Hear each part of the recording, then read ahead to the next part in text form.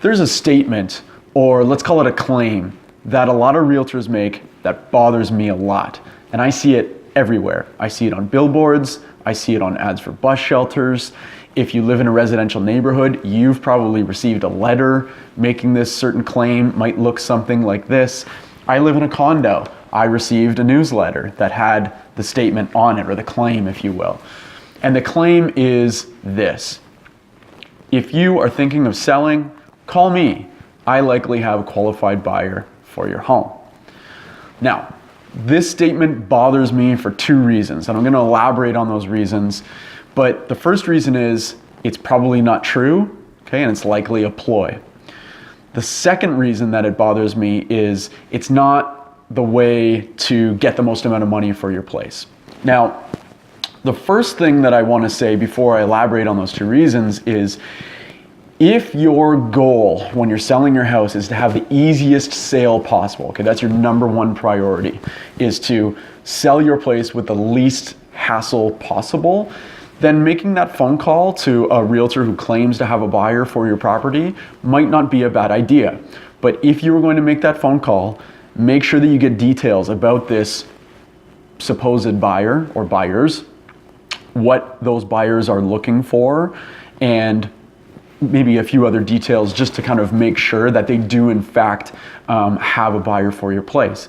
Because again, getting back to my first reason, that realtor who makes that claim probably does not have a buyer. They may, but they probably don't, and it's a way to get your attention as a potential home seller, to either get you on the phone or to get in the door to do a listing presentation, and then next thing you know, you've been convinced to list your property and they've got the listing.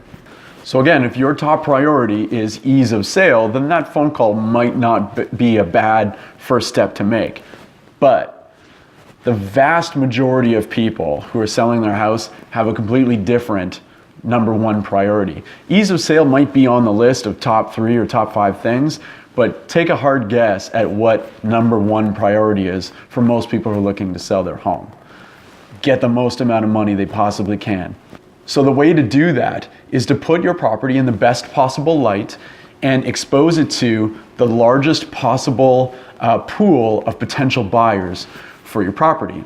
If you call a realtor who's got 1 or 2, or even if they had 5 potential buyers for your place, exposing it to a marketplace of only 5 potential buyers, or 1 or 2 or whatever, is not the way to meet that goal, which you likely have, which is to get the most amount of money for your place.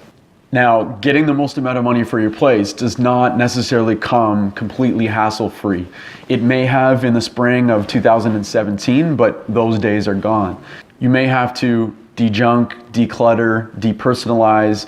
You might have to paint. You might have to make minor or major repairs or renovations depending on the state of your place. But again, if what you want is the most amount of money possible, then calling a realtor who has a buyer, even if they're a qualified buyer, for your property is just not the way to do it.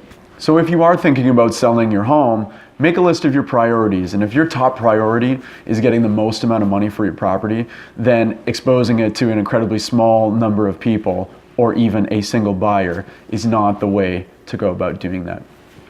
As always, thank you so much for watching. If you've got this far, I want to say thank you, thank you, thank you. And be on the lookout for new videos. And if you have any topics that you'd like me to cover, please feel free to shoot me a message or make a comment below, and I'd be happy to add it to the list of upcoming videos. Take care.